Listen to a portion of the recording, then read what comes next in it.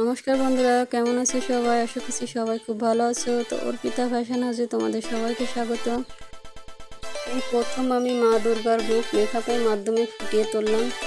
তো আমার মেকআপটি কেমন হয় তোমরা দেখো, আমি মেকআপটি করছি।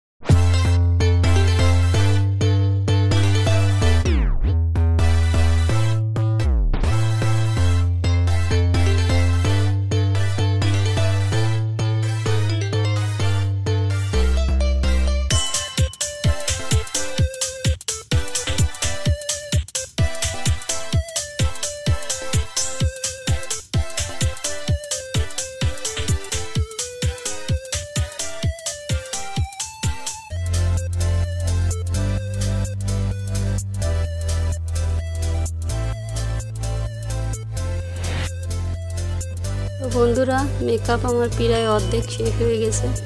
এখন কিন্তু কপালে আমি চা দেখে নিচ্ছি এবং ত্রিনয়নটা এঁকে নেব। তো আমার ভিডিওটা তোমাদের কেমন লাগলো তা অবশ্যই কমেন্ট করে জানিও। অবশ্যই একটা লাইক করে দিও। পেজ থেকে দেখে থাকলে ফলো করে দিও পেজটি, এবং ইউটিউব থেকে দেখে থাকলে অবশ্যই চ্যানেলটি সাবস্ক্রাইব করে দিও।